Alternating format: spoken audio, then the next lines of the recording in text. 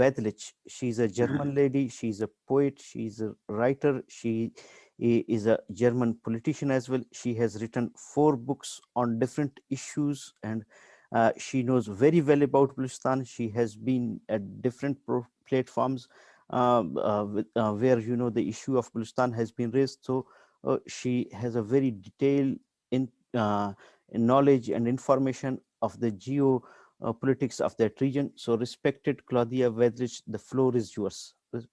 Please unmute and take the mic. Hey, good morning, everybody. My name is Nathan. I've been working for the United Nations for almost 20 years now. One of the biggest I learned about social injustices is making sure that we can make the world a better Who is place. this, And please, very sir? good things. Please, sir, I will give you the floor on your one of the ways you can do that is PlayStation. PlayStation. This is the key. PlayStation. Yo, who's this? Who is this? Who's this? Get him out. Do you guys have the...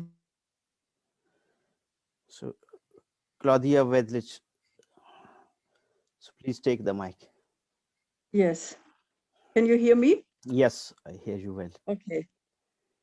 Thank you very much, Munir Mengal, for giving me again the opportunity to speak some words about CPEC. As in many previous speeches on the CPEC, the investigation of the Chinese Belt and Road Initiative is based on previous experience of the implementation of Chinese projects, which does not bring any advantages to the Baloch population, nor guarantee participation in the projects. The G7 made it clear that China's contractual partners are not treated as an equal footing in the projects.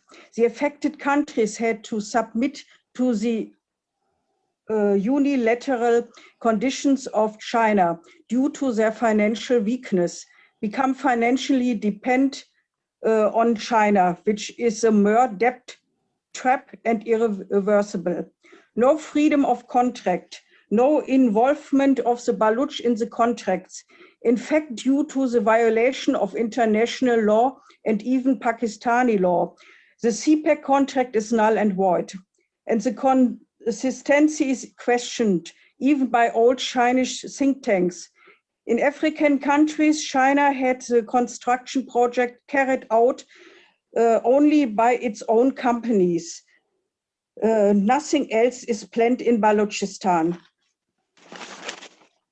Baloch are not permitted in relevant positions. The planning already is in China. There are also allegations from the West with regard to occupational health and safety at work and climate protection.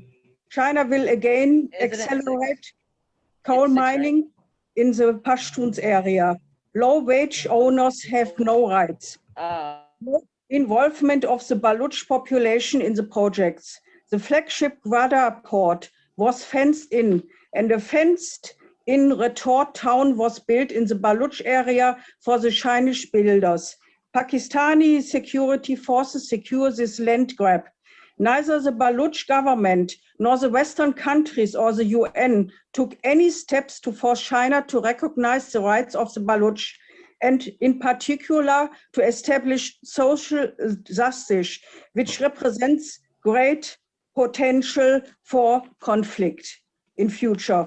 In this respect, even the president of the Russian Duma criticized the CPEC through the nations of Pakistan. He considers the non-involvement of the population to be so dangerous that failure is foreseeable into the near future. China gains political power and control over its CPEC with regard to Africa as far as Europe. The losers are already the Baloch and such states as Sri Lanka, which were unable to service their debts. Some projects are behind schedule. First payments are due. How is the bankrupt Pakistani state supposed to settle them? At even more cost for the Baloch population? Gwadar also doesn't seem to be the new Dubai as planned. The future will show whether such mega projects can even be realized if social justice and legal norms are omitted. The West should ask itself whether these problems will not reach it if it continues to ignore the rights of indigenous people like the Baloch. Unfortunately, the Western colonial policy has brought the Baloch into this weak position. Time to heal. I thank you for your esteemed attention, dear listeners. Thank you. Thank you, Thank, thank you, thank you. thank you, respected Claudia Wait, Wadlich. do I go next? Do I go next, Mr. Wadlich? So here's this. I request all please mute your mics, so nobody is allowed to talk without the permission of the moderator. So Oh, I thought it was like miscommunication. I'm sorry. I'll mute up.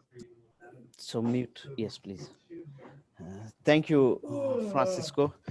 So thank you, respected Claudia Wadlich, for your detailed input and for your depth, in knowledge and presenting that how this project is affecting not only that region. This is a really alarming issue for the whole international community.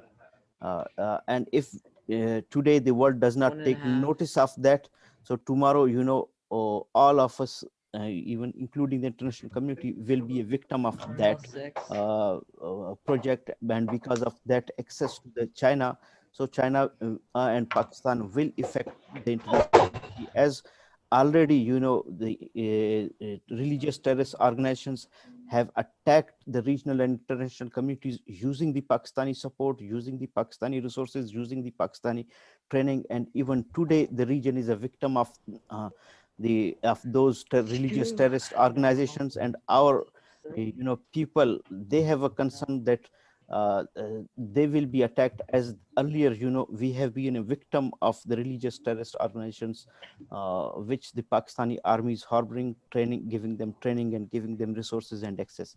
Thank you for your great input. Now I